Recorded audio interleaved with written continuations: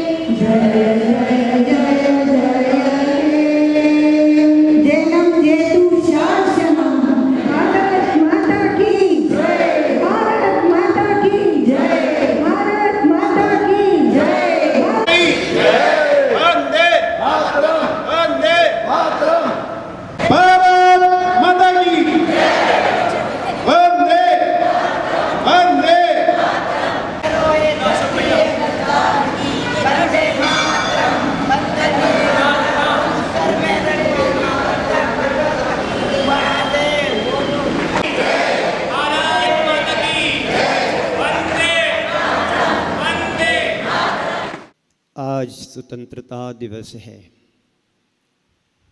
आप सभी को मालूम है, दिल्ली के लाल किले पर हमारे देश के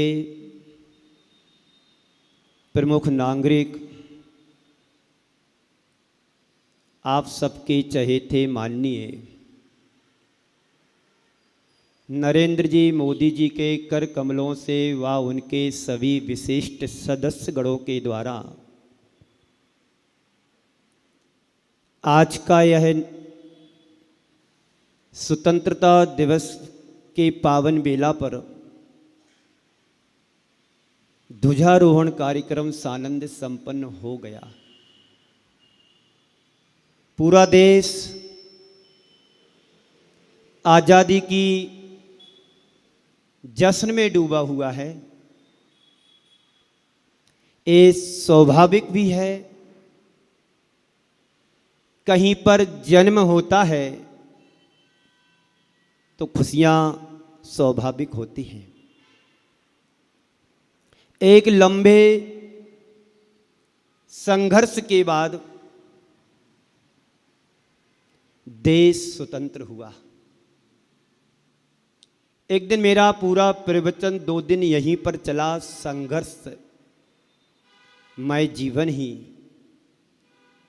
हर्षमय होता है। संघर्ष के बाद जीवन में खुशियां आती हैं, ये स्वाभाविक चीजें हैं।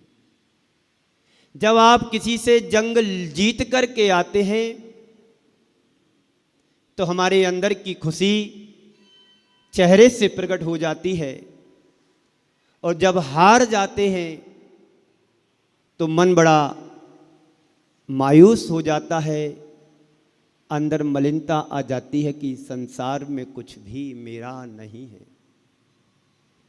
हमें आज़ादी मिली, हम स्वतंत्र हुए, और आज हम स्वतंत्रता की सांस ले पा रहे हैं, तो उसका उत्सव मनाना ही बहुत जरूरी होता है। आपके घर में जब कोई जन्म होता है तो आप सब मिलकर के उस जन्मोत्सव को जितनी उत्साह और उमंग से भर कर के मनाते हैं, ऐसे ही आज की इस पावन घड़ी में पूरा देश 79 वर्ष पूर्ण हो चुके हैं। 80वां वर्षगांठ के रूप में हम सब मिलकर के पूरे देशवासी इस स्वतंत्रता के उत्साह को मना रहे हैं। प्रत्येक देशवासी का एक कर्तव्य है, ये धर्म है कि जिस विषम परिस्थितियों से आज हमने अपने देश को अपने पास प्राप्त किया है, कितना संघर्ष किया, उन जवानों के लिए याद करो, उन युवाओं को याद करो जो देश के प्रति, देशवासियों के स्वतंत्रता दिलाने में अपना बहुमूल्य योगदान दे करके अपनी जान को भी निछावर करके चले गए। आप भगत सिंह को याद करो, आप सुखदेव को याद करो, आप राजगुरु को याद करो, सुभाष चंद्र बोस के लिए याद करो। सुभाष चंद्र बोस के बारे में ऐसा कहा जाता है, उन्होंने देश के लिए एक नारा दिया था, तुम मुझे खून दो, हम तुम्हें आज़ादी देता हूं। इस आज़ादी के संघर्ष में जो हमने संघर्ष किया, मेहनत की, अपने प्राणों की आहुति बाजी सब देश के स्वतंत्रता कराने में निछावर कर दी। आज हम बड़े गौरव से कह सकते हैं, ये भारत वो भारत है जिस भारत में कभी सोने की चिड़िया कहा जाता था। एक लंबे समय तक अंग्रेज इस भारत पर राज्य किया और सारा लूट लूट करके खजाना ले गए, लेकिन आज भी भारत में खजाने की कमी नहीं है, उससे भी बल्कि ज़्यादा हमारे पास है। अंग्रेज आज भी अपने लिए उसी स्थिति में जीवन यापन कर रहे हैं जैसे आज से 200-500 वर्ष पहले हुआ करते थे, वही स्थिति आज भी उनकी है। लेकिन मेरे मन में एक सवाल आता है कि आज़ादी के 69 वर्ष पूर्ण हो गए होने के बाद भी क्या हम आज़ादी का मकसद को पूरा कर पाए? जिस उद्देश्य को लेकर के हमने आज़ाद परतंत्र देश को स्वतंत्र कराया था, क्या उन मकसद को हम पूरा करने में सफल हो पाए? हमने आज़ादी का संघर्ष किया स्वराज को पाने के लिए।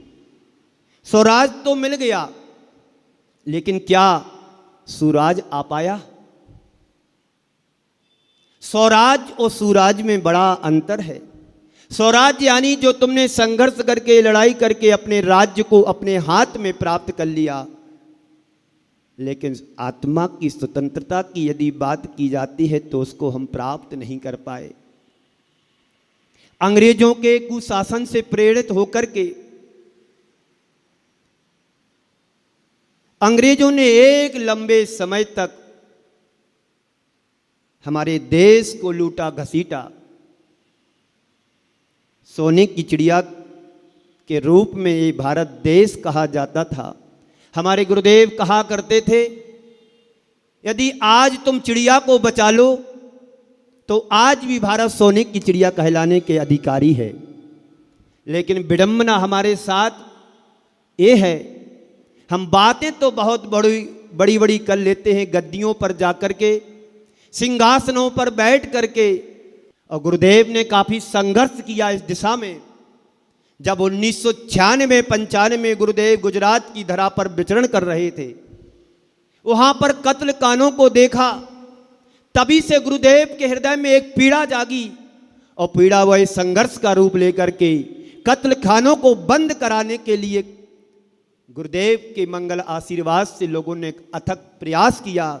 वो प्रयास जब सफल नहीं हुआ तो गुरुदेव ने सोचा अब कत्ल खाने नहीं, कत्ल खानों ने कारखानों का दर्जा ले लिया। अब इस कत्ल खानों और कारखानों को बंद नहीं करा सके तो लेकिन गौशालाओं का निर्माण कराना शुरू कर दिया। भगवान महावीर की अहिंसा को जीवंत रूप देने के लिए पूज्य गुरुदेव ने एक प्रयास किया और गुरुदेव का ये प्रयास सफल भी हुआ। बात समझने की है, हम स्वतंत्र तो हो गए लेकिन हमारी आत्मा परतंत्र है। स्वतंत्र भारत में परतंत्र व्यवस्था हमारे हाथ में है। हम व्यवस्थागत स्वतंत्रता पा चुके हैं लेकिन अवस्था हमारी परतंत्र है। हम किसी एक प्रांत से दूसरे प्रांत में जाते हैं तो वहां के कानून नियम को हमें नजरअंदाज नहीं करना पड़ता है। मुनियों का विचरण आज से 100 वर्ष 150 वर्ष पहले इस भारत में नहीं होता था। इस मुनि पद का विचरण कराने में यदि श्रेय जाता है तो चारे चक्रवर्ती मुनिराज के लिए जाता, शांति सागर के लिए, जिन्होंने संघर्ष, एक लंबा संघर्ष किया। और आज हम और आप सब मिलकर के जगह जगह साधु संतों का दर्शन पा रहे हैं। बंधुओं, इस आत्मा के बारे में यदि कहा जाए तो आत्मा तो जन्म जन्मांतरों से परतंत्र ही है, लेकिन इस परतंत्र आत्मा को स्वतंत्रता दिलाने में हमें बड़ा संघर्ष करना पड़ेगा। हमने जन्म ले लिया, ये हमारा अभी स्वतंत्रता नहीं है। जन्म लेने मात्र से हम स्वतंत्रता को प्राप्त नहीं हो सकते हैं।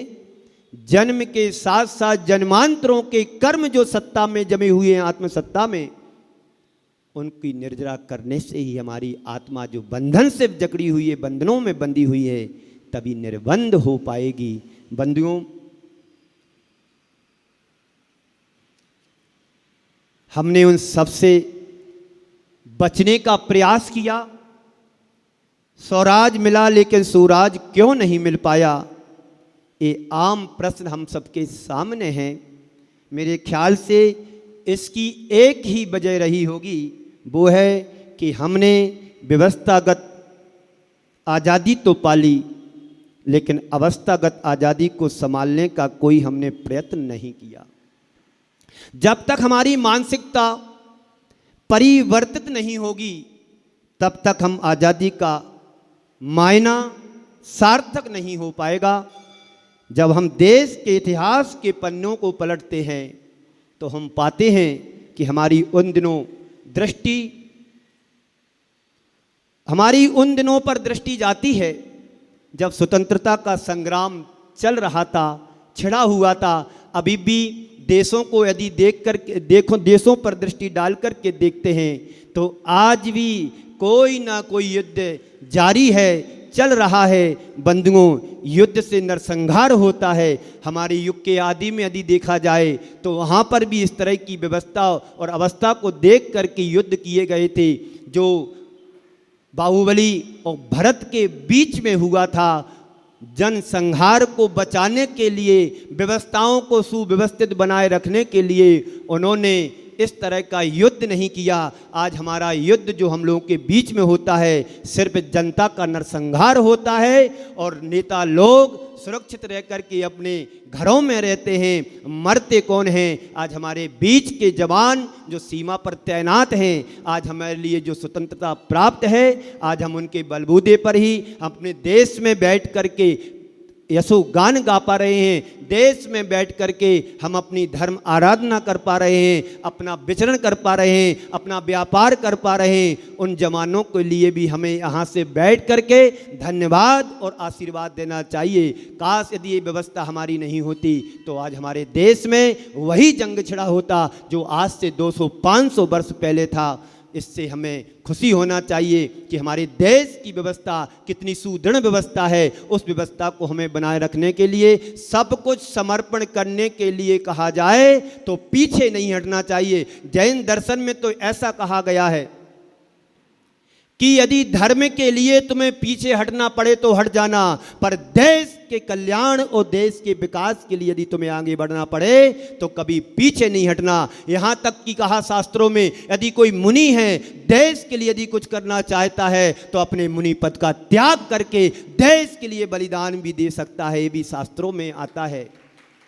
ये जैन दर्शन, जैन इतिहास वो इतिहास है, वो दर्शन है जिसमें बाहर की स्वतंत्रता की ही व्यवस्था नहीं की जाती है, उसमें अंदर के भीतर के तंत्र को मजबूत बनाए रखने के लिए, आत्म तत्व को स्वतंत्रता दिलाने के लिए, आत्म तत्व की पहचान कराने के लिए भी स्वतंत्रता की बात की है। ये बाहर की स्वतंत्रता है, बाहर की परतंत्रता है, ये चलता रहता है। जनता जनार्दन है, कब क्या पासा पलट जाए कुछ नहीं कहा जा सकता है। लेकिन आत्म तत्व की स्वतंत्रता की बात जब की जाती है तो आचार्य कहते हैं, जन्म जन्मांतरों से आत्मा तुम्हारी कर्मों से जकड़ी हुई है। इस आत्मा को स्वतंत्रता दिलाने में हमें कितना संघर्ष करना पड़ेगा। अभी तो हमारी जीवन की शुरुआत है, ना जाने कितने भाव हमारे जीवन के लग जाएंगे, कितने भाव तुम्हें खपाने पड़ेंगे, तब तुम्हारी आत्मा स्वतंत्र हो पाएगी। आज हमारे जो आदर्श हैं, चाहे ऋषभदेव हों, चाहे महावीर हों, चाहे बाहुबली हों, चाहे पारसनाथ भगवान हो,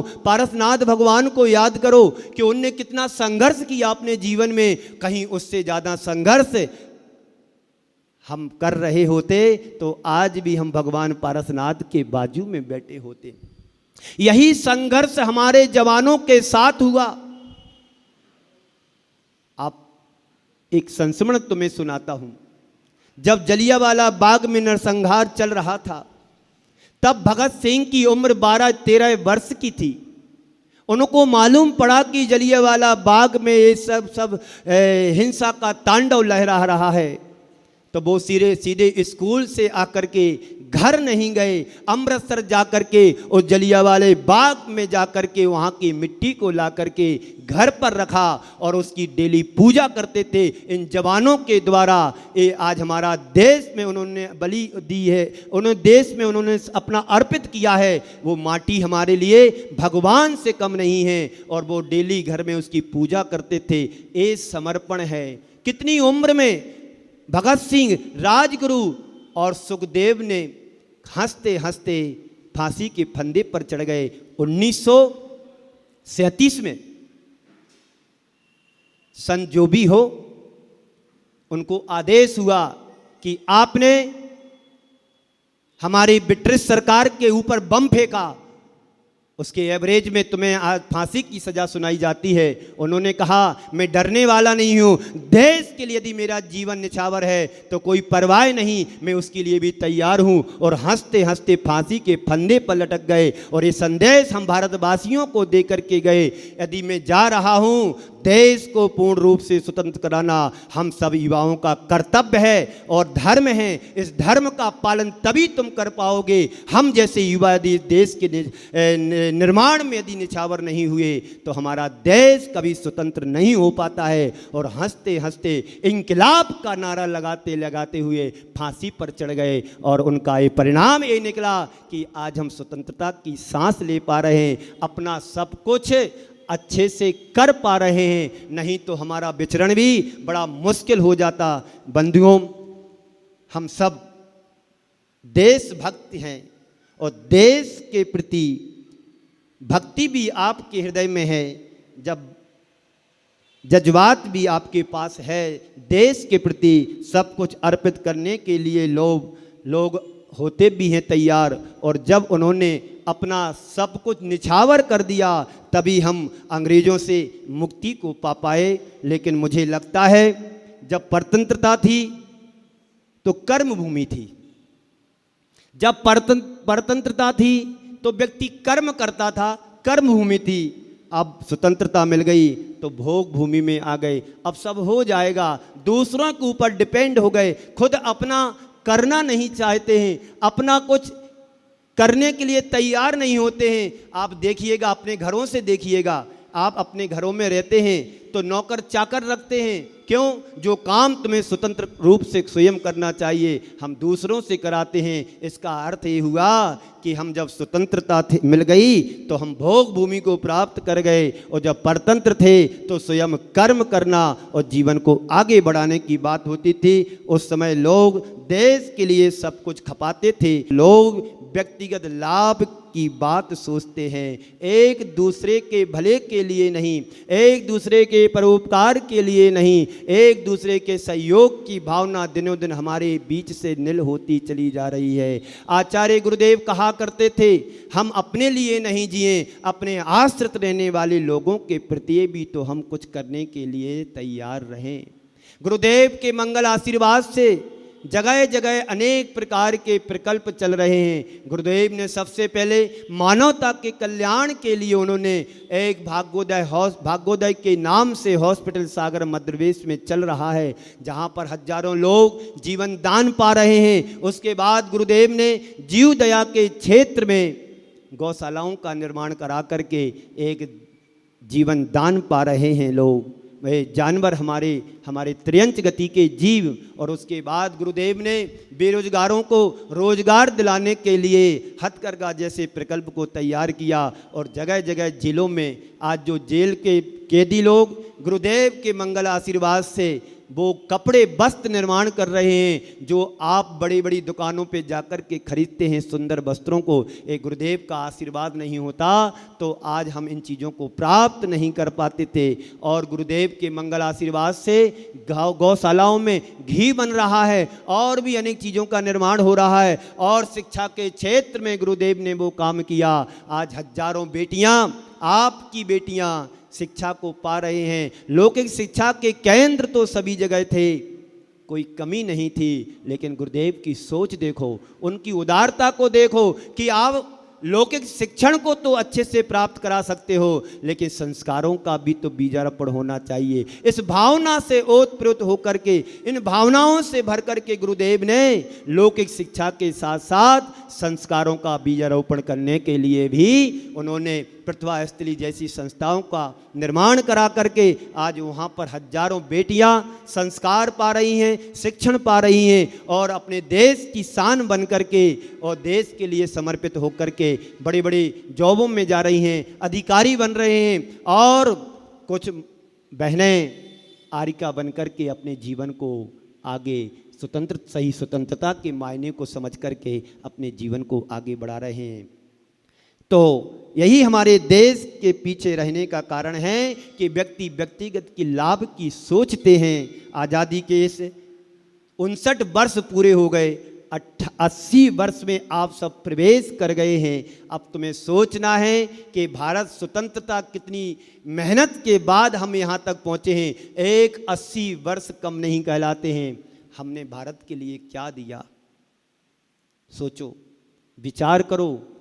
हमने अपने लिए जो किया, तुमने देश के लिए क्या तुमने निछावर किया? व्यक्तिगत व्यक्ति अपनी बात सोचता है, अपने परिवार की सोचता है, समाज की सोचता है, लेकिन कभी देश के लिए सोचा?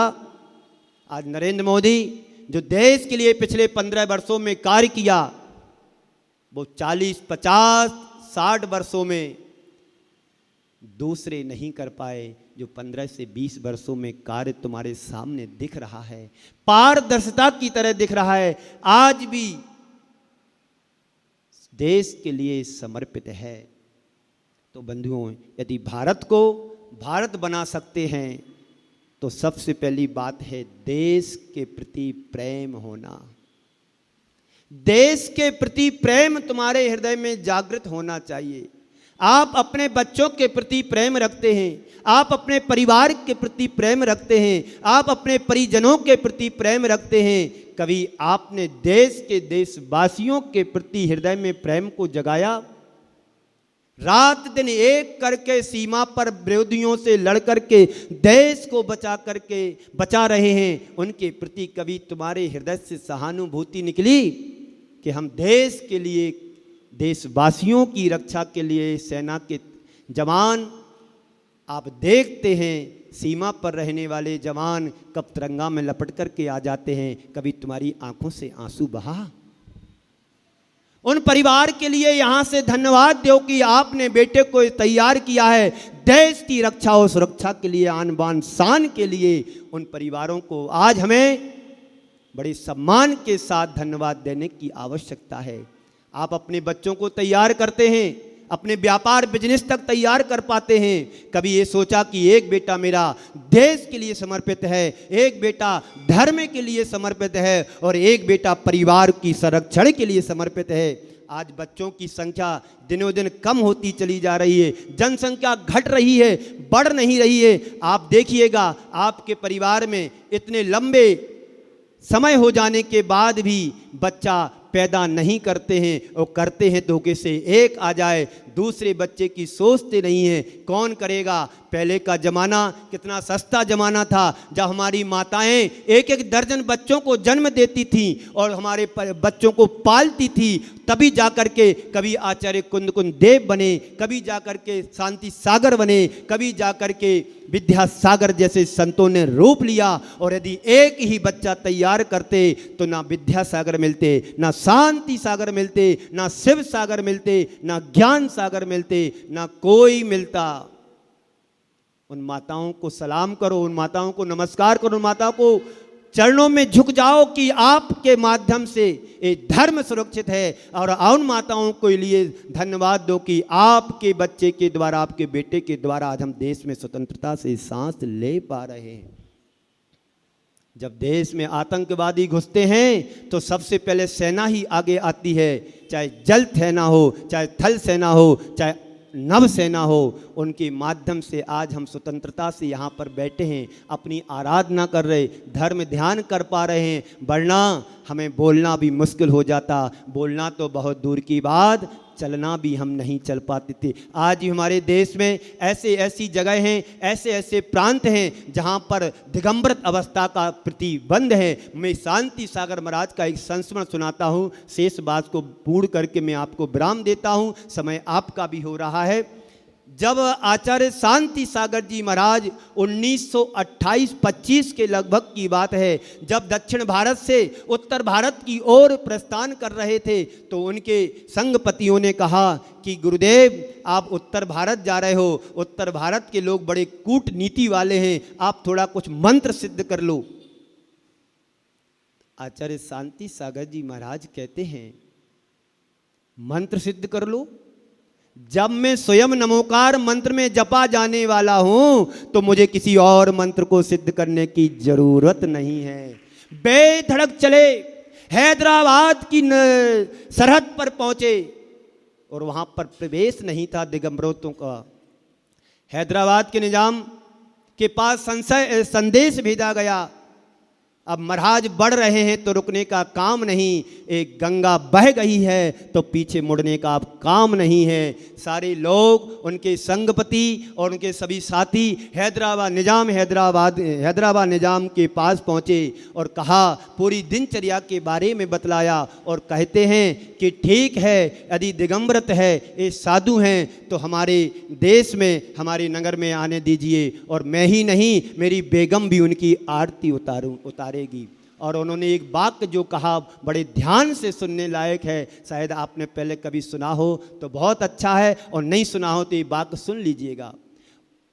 हैदराबाद निजाम ने एक फरमान आदेश कर दिया कि हमारे इस देश में, हमारे इस प्रांत में नंगों पर प्रतिबंध है, फरिश्तों पर नहीं। नंगों पर आने के लिए प्रतिबंध है, फरिश्तों के ऊपर नहीं। आइए, मैं ही उसका स्वागत नहीं करूंगा, मेरी बेगम भी उनकी आरती उतारेगी। और यही हुआ, जैसे प्रवेश किया निजाम और उनकी बेगम, उनके परिवार, आचार्य चक्रवर्ती शांति सागर महाराज का सम्मान और स्वागत किया। क्यों? क्योंकि अहिंसा धर्म सबसे बड़ा है। देश को स्वतंत्रता कराने में गांधी जी को याद किया जाता है क्योंकि उन्होंने अहिंसा के बल पर पूरे देश को स्वतंत्र कराया। और उन जवानों को याद करो, उन शहीदों को याद करो जिनके आप लोग नाम लेते हैं। आप चंद्रशेखर को याद करो जो मध्य प्रदेश के भावरा ग्राम का जन्म लेने वाला है और अपनी 22 वर्ष की उम्र में देश के लिए कुर्बान हो गया। खुद उसने कहा कि मैं अंग्रेजियों के हाथ जिंदा जाने वाला नहीं हूं। 3 गोली शेष वजीती युद्ध करते करते 2 गोली खुद के लिए मारी, तीसरी गोली में उसमें काम हो गया, जिंदा नहीं गया। एक कुर्बानी देश के लिए। क्यों, क्या जरूरत थी उस बालक के लिए? उन माताओं को याद करो, भगत सिंह की माँ को याद करो, हंसता हंसता चला गया और माँ को इस संदेश दे करके गया, तू यदि मेरी सच्ची माँ है तो आंखों में पानी नहीं आना चाहिए, और तू मेरी देशभक्त नहीं है तो आंखों में पानी जरूर आएगा। बंधु, कितने उदाहरण हैं। इतिहास भरा पड़ा है, खूनों से लथपथ हो रहा इतिहास। कभी पढ़ने की तुम्हारे पास फुर्सत है?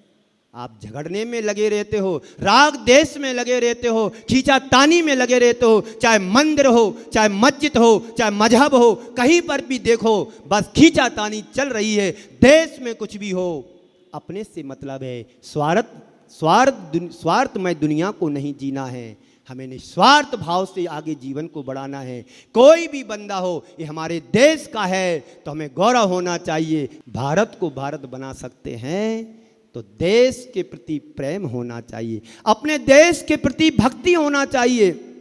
यद्यपि सभी के हृदय में देश के प्रति जो भक्ति है वो कम नहीं है, लेकिन यथार्थ में देखा जाए जिस रूप में देश के प्रति प्रेम होना चाहिए वो नज़र नहीं आता है। व्यक्ति अपने तक व्यवस्थागत सोचता है, कभी औरों के लिए सोचा, कभी पड़ोसियों के लिए सोचा कि इसके लिए हम क्या कर सकते हैं। व्यक्तियों के पास सरप्लस होने के बाद भी कभी दूसरे के बारे में नहीं सोचा कि इसके भी इस काम में मेरा धन आ जाए, इसके काम में भी मेरा जीवन आ जाए। गरीब का बच्चा आदि गिर जाता है, एक्सीडेंट हो जाता है तो कोई पूछने वाला नहीं होता है, और अमीर व्यक्ति का यदि एक्सीडेंट जरा सा भी हो जाए तो सब मिलकर के उसको आगे उठाते हैं। बंधुओं, ये स्वार्थ परक स्थिति नहीं, निस्वार्थ भाव से जैसे हमें भारत मिला है स्वतंत्रता के रूप में, उसके लिए पूर्ण रूप से हमें और अच्छे से आगे बढ़ाने का हमें अपने अंदर उत्साह जगाना चाहिए। बंधुओं, आपके हृदय में देश प्रेम की कमी नहीं है, देश के प्रति प्रेम की कमी नहीं है, देश के प्रति भक्ति में कोई कमी नहीं है, पर इसको पहचानोगे कैसे कि हमारे हृदय में कितना प्रेम है देश के लिए, देशवासियों के लिए। हम जाति में बट गए, हम पंथ में बट गए, हम समाज में बट गए, हम संत पंथ सब में बट गए। कभी सोचा कि धर्म, अहिंसामयी धर्म कैसे हमारे पास आया है? ऋषभदेव से लेकर के भगवान महावीर का अनेकांतमय धर्म है। भगवान ऋषभदेव से लेकर के महावीर तक का स्यादवाद, अहिंसा, अचौरे, अपरिग्रह, इसी में सारा सब कुछ समाया हुआ है। भारत की स्वतंत्रता लड़ाई से प्राप्त की, और आत्मा की स्वतंत्रता स्वाधीनता से प्राप्त करो, संयम से प्राप्त करो, अहिंसा से प्राप्त करो, और अनेकांत धर्म का पालन करते हुए प्राप्त करो। बंधुओं, परतंत्र देश में स्वतंत्र आत्मा की स्वतंत्रता का अनुभव कैसे कर पाते हो? आत्मा की स्वतंत्रता को प्राप्त करने के लिए कई जन्म जन्मांतरों में मुझे संघर्ष करना पड़ेगा। हमारे जीवन की शुरुआत सबसे न्यूनतम यदि कोई इकाई है तो निगोद और नरक निगोद की पर्याय है, और सबसे उत्कृष्ट यदि कोई पर्याय है तो मोक्ष सिद्ध अवस्था की पर्याय है। सही स्वतंत्रता तो वो है जो मुक्त सिद्ध अवस्था को प्राप्त हो गए। बाहर की व्यवस्थाएं बनती हैं, बिगड़ती हैं, जुड़ती हैं, बिछुड़ती हैं, कोई भरोसा नहीं। अभी मोदी सरकार चल रही है, कल कोई दूसरी सरकार आ जाए, सारी व्यवस्थाओं को फेर देते हैं, बदल देते हैं। ऐसा संविधान में कतई नहीं होना चाहिए। कितनी मेहनत से हमारे नेताओं ने, कितनी मेहनत से हमारे देश को, संविधान को बनाने में, आप लोहे पुरुष के रूप में किसको मानते हो? सरदार वल्लभ भाई पटेल के लिए, जिन्होंने 553-63 रिहायशों के लिए एक करके देश को आगे बढ़ाया। आज हम एक परिवार को जोड़ने में, एक बेटे को संभालने में सारी जिंदगी खपा देते हैं, बेटे को नहीं संभाल पाते हैं। उन्होंने देश के लिए कैसे जोड़ा होगा, इनको याद करो, इतिहास के पन्ने पलटो, इतिहास को पढ़ो कि हमारे देश में कैसे कैसे महापुरुष हुए। यदि वल्लभ भाई पटेल नहीं हुए होते तो हमारा देश कई टुकड़ों में बट गया हो गया विभाजन के रूप में। आज भी हम लड़ रहे होते अपने देश में ही। आज भी कश्मीर को उठा करके देखो, युद्ध चल रहे, नरसंहार हुए, गर्दनों को काट दिया, लहूलुहान कर दिए पूरे भूमि के लिए। आज भी जब कभी देखते हैं तो बंदूकें चल जाती हैं, गोलियां चल जाती उसी कश्मीर में। हमारे देशवासियों ने, हमारी सेनाओं ने क्या नहीं किया और क्या नहीं कर रहे हैं। हमें उनके लिए अपने आय का एक हिस्सा वहाँ भेजना चाहिए भारत सरकार के लिए कि हमारा भी धर्म और कर्तव्य होता है। जो सीमा पर जवान हैं उनकी व्यवस्था में, उनकी सुरक्षा में हम अपनी आय का एक हिस्सा आपके लिए समर्पित कर रहे हैं। वैसे सरकार कमज़ोर नहीं है तुम्हारे पैसे के लिए, लेकिन हमें अपना धर्म का सही पालन करना है तो कम से कम थोड़ा हिस्सा अपने आय में से निकाल करके सरकार को दें और हम अपना देश में समाज का नाम, गौरव को प्राप्त करें। हम भामाशाह झगड़ू शाह को याद करें। अकाल के समय में उन्होंने 12 कोठे राजा को नहीं दिए, उन्होंने सभी वे ताम्र पत्र पर लिख करके दे दिया, ये सारा अनाज अकाल पीड़ित जनता का है, मेरा कुछ भी नहीं है। मेवाड़ की भूमि को याद करो, राजा महाराजाओं ने इस मेवाड़ की भूमि को कैसे ऊपर उठाया। आज जहाँ पर तुम लोग बैठे हो इस भूमि को नमन करो। ये भूमि कितनी मेहनत के बाद हमारे हाथ में आई।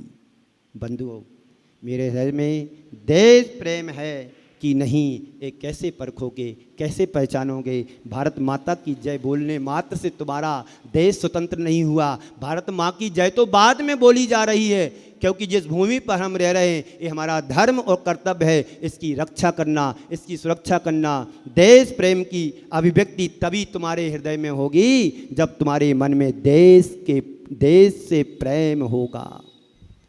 देश प्रेम की अभिव्यक्ति तभी होगी जब तुम्हारे मन में देश के प्रति प्रेम होगा। समझ में आ रही बात की नहीं आ रही? तुम्हारा समय भी हो रहा है, बस 5 मिनट बाकी हैं तुम्हारे। आप भी स्वतंत्र हो जाओगे और मैं भी स्वतंत्र हो जाऊंगा। जब खून की होलियां खेली जा रही थी, अंग्रेजों को जरा सा भी दया नहीं आया कि हम कर क्या रहे हैं। यदि लूटना ही था तो सिकंदर भी तो भारत लूटने के लिए आया था, पर उसने नरसंहार नहीं किया। आप लूट करके ले जाते, मांग करके ले जाते। भारतवासी इतने उदार मना है, कोई दरवाजे से आता है कोई दरवाजे पर तो कभी खाली हाथ नहीं जाता है। तो बंधुओं, आज आप सभी ने 15 अगस्त स्वतंत्रता दिवस के पावन अवसर पर यहाँ पर हर वर्ष की तरह आप लोग एकत्रित होकर के ध्वज बंदन को किया, ध्वजारोहण किया। आज का यह दिन हमारे वीर सेनानियों के त्याग, बलिदान और देश प्रेम की याद दिलाता है। स्वतंत्रता कोई उपहार नहीं है, बल्कि हमारे वीर शहीदों के बलिदान का आमूल परिणाम है। 15 अगस्त 1947 को हमारा देश अंग्रेजों की गुलामी से आज़ाद हुआ था। लाखों वीरों ने अपने प्राणों की आहुति दे दी, देकर हमें इसे आज़ादी से, इस परतंत्रता से स्वतंत्रता के रूप में हमें दिलाया था। देश की आन बान शान बनाए रखना ही हमारी सच्ची देशभक्ति है। हम सभी का कर्तव्य है कि हम देश के प्रति, अपने देश का सम्मान करें, भारतवासियों का सम्मान करें, संविधान का पालन करें और ईमानदारी से अपने जीवन में ईमानदारी को सम्मान दें। तिरंगा केवल हमारा राष्ट्रीय ध्वज ही नहीं है, बल्कि करोड़ों भारतीयों के गौरव और सम्मान का एक प्रतीक है। हमेशा अपने तिरंगा का सम्मान करो बंधुओं, और देश के प्रति अपना योगदान भी दें। दान देने वाला दान देता है, पर योगदान देना भी हमें बहुत जरूरी है। इस कार्यक्रम के पुण्यार्जक थे विद्या अरह गुरु भक्त परिवार, चातुर्मास आयोजक श्री दिगंबर जैन धर्म प्रभावना समिति उदयपुर एवं श्री पार्श्वनाथ दिगंबर जैन मंदिर उदासीन आश्रम अशोक नगर उदयपुर। चातुर्मास स्थल निवेदक वर्षा योग समिति 2026 एवं सकल दिगंबर जैन समाज उदयपुर। अध्यक्ष श्री मेवाड़ बागड़ महासभा श्रीमान लक्ष्मीलाल, श्रीमती तिलक देवी, मनोज, नेहा, अंकित, सपना एवं पोता पोती, पंक्षी, अंश, माहिर, एहसास, समस्त बोहरा परिवार उदयपुर राजस्थान।